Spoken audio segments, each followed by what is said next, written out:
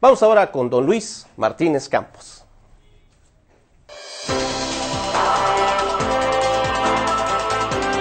Esto es simplemente una opinión, con Luis Martínez Campos.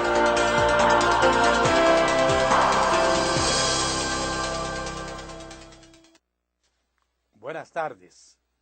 Dios nos coja confesados. Vendrán los marines.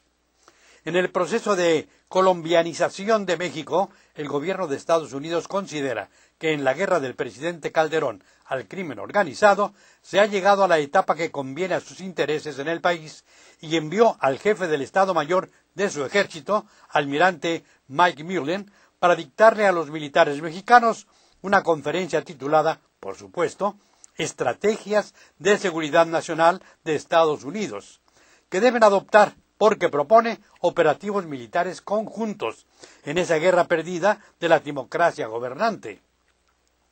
Esa fue la culminación en Colombia de la guerra contra los narcotraficantes y contra las fuerzas revolucionarias colombianas, que han respondido con valentía hasta el sacrificio, demostrando a los pueblos de América y al mundo su definitivo rechazo a los gobernantes entreguistas de la soberanía nacional a Estados Unidos y causantes de la pobreza del país. La intrusión de los marines estadounidenses en la guerra de los colombianos por darse un gobierno patriota complicó esa revolución social que no tiene para cuándo acabar y que propició que los poderes e intereses económicos que mueven a la industria del narcotráfico y al contrabando de armas en Estados Unidos extendiesen sus operaciones a México y a todo el continente para favorecer además la proliferación de gobernantes corruptos al servicio de su país.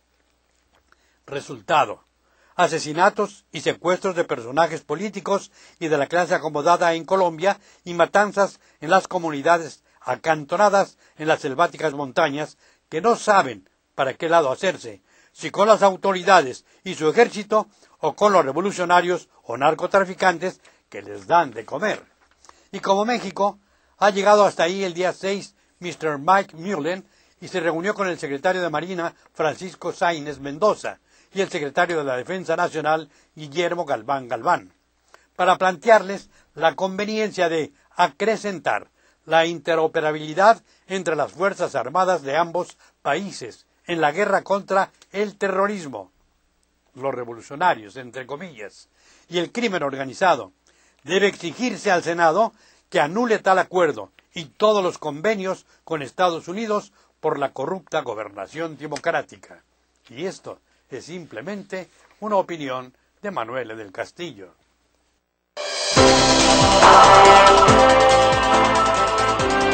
Esto es simplemente una opinión, con Luis Martínez Campos.